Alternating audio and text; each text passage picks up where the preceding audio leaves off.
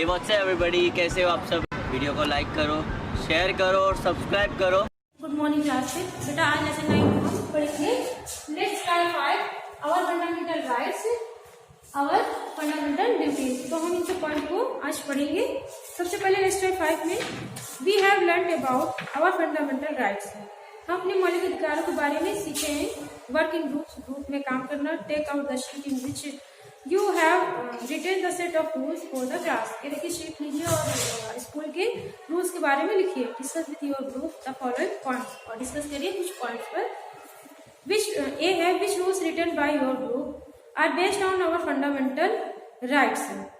Right the name of our fundamental rights that will be promoted by these rules.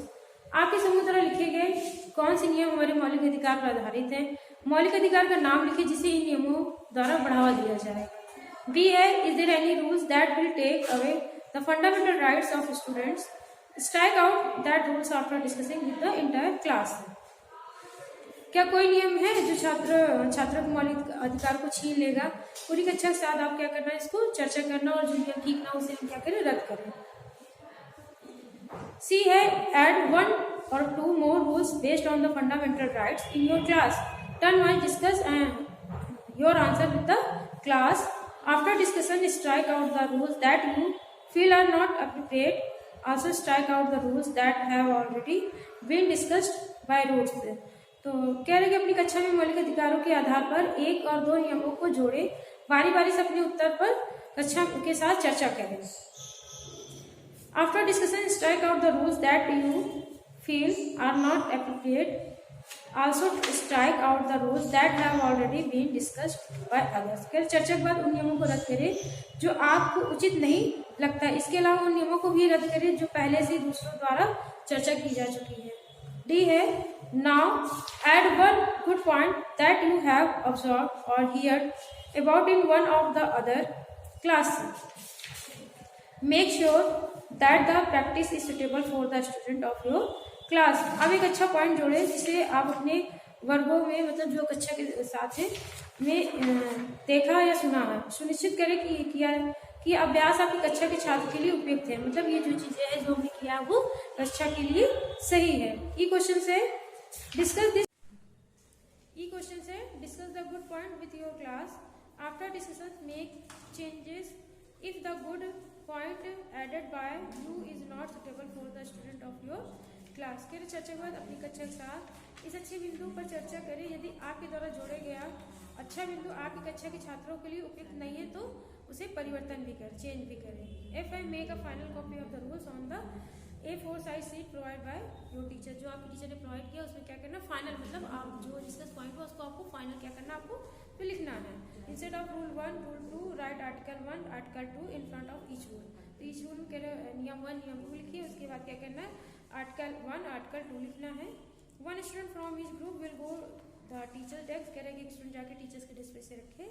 They will make margin on the chart kept there and give it a heading. जो chart है उसमें क्या करना, margin करना, और उसके heading क्या लिखना है, the constitutions of class 5th, जो भी सेक्शन उसे लिखिए। They will then collect the final copies of the rules and page them on the chart paper. कह रहे कि जो फाइनल रूल्स उसको चार्ट पेपर क्या करना है, आपको पेस्ट करना, चिपकाना है।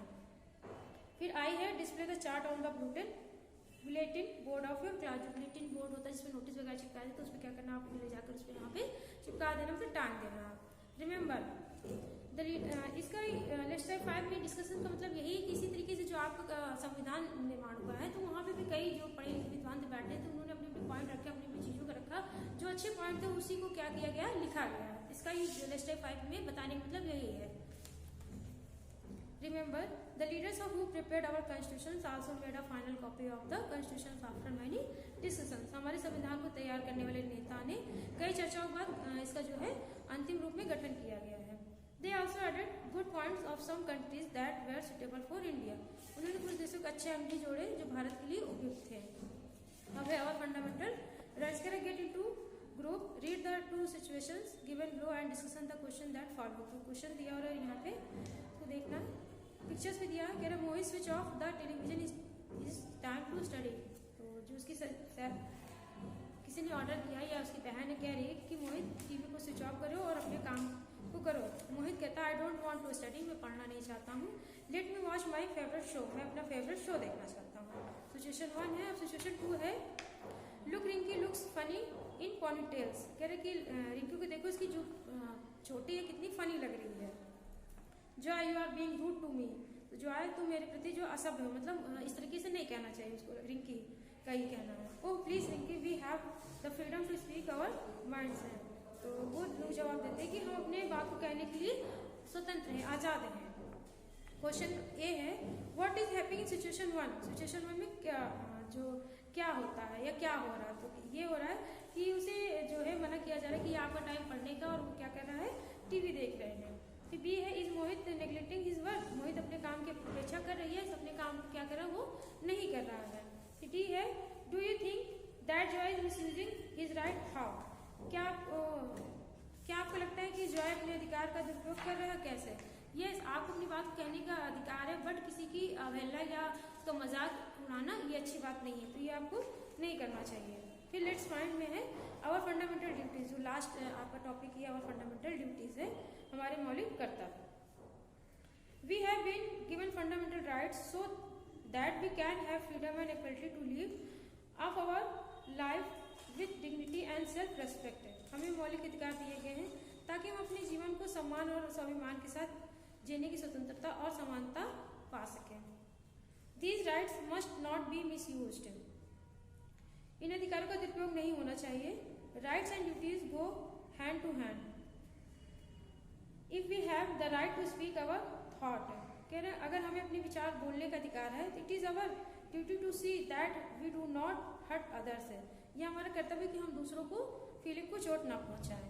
If children have the right to free and compulsory education, then it is their duty to study well. यदि बच्चों को मुक्त और अनिवार्य शिक्षा का अधिकार है, तो यह उनका कर्तव्य है कि वे अच्छी तरह से अध्ययन करें। मतलब अगर ये अधिकार उनको की मुक्त शिक्षा पा सके, तो उनका भी कर्तव्य है कि उसको वो लाभ उठाए। Our constitutions also mention a list of duties that our citizens of India must fulfill. हमारे संविधान में कर्तव्यों की एक सूची का उल्लेख है जिसे भारत सभी नागरिकों को पूरा करना होगा। These are called our fundamental duties. यह हमारा मौलिक कर्तव्य कहा जाता है। These help the people of India to stay united and let the society grow and develop. ये भारत के लोगों को संयुक्त रहने और समाज को विकसित होने में मदद करते हैं। फिर our fundamental duties, हमारे मौलिक कर्तव्य क्या क्या है। पॉइंट 1 है we must respect our constitutions, national flag and national anthem. हमें अपने संविधान, राष्ट्रीय ध्वज और राष्ट्रगान का सम्मान करना चाहिए। We must try to protect the freedom and unity of India. हमें भारत की स्वतंत्रता और एकता की रक्षा करने की कोशिश करनी चाहिए। We must be ready to protect our country when needed. जरूरत पड़ने पर हमें अपने देश की रक्षा करने के लिए तैयार रहना चाहिए। We must spread and practice brotherhood among all the citizens of our country. हमें अपने देश के सभी नागरिकों के बीच भाईचारे की भावना को प्रसारित करना चाहिए, मतलब भावना को प्रसार करना चाहिए। नेक्स्ट है we must try to protect our culture, हमें अपनी संस्कृति की रक्षा करने की कोशिश करनी चाहिए। फिर है we must try to protect and improve our environment, हमें अपने पर्यावरण की रक्षा के और सुधार के लिए प्रयास करना चाहिए। We must should always try to look after public property, हमें हमेशा सार्वजनिक संपत्ति की भी देखभाल करनी चाहिए। ठीक है, होता है कि कहीं भी जाते हैं गार्डन वगैरह या बैठते हैं तो फूलों को तोड़ देते या कहीं कुछ भी है चीज़ों को खाया हुआ फेंक दे, तो इस तरीके से नहीं करना चाहिए। फिर लास्ट पॉइंट है we must follow the law of our country and live in peace with other citizen, हमें अपने देश के कानूनों का पालन करना चाहिए और नागरिकों के साथ शांति से रहना चाहिए, मतलब झगड़ा नहीं करना चाहिए। अगर कुछ लोग होते हैं जो धनी होते हैं या पावरफुल होते हैं, वो क्या करते हैं दूसरे लोगों को क्या करते हैं शोषण करते हैं, तो इस तरीके से हमें नहीं करना चाहिए। तो बेटा ये आपका जो 9th चैप्टर आज कंप्लीट हो गया।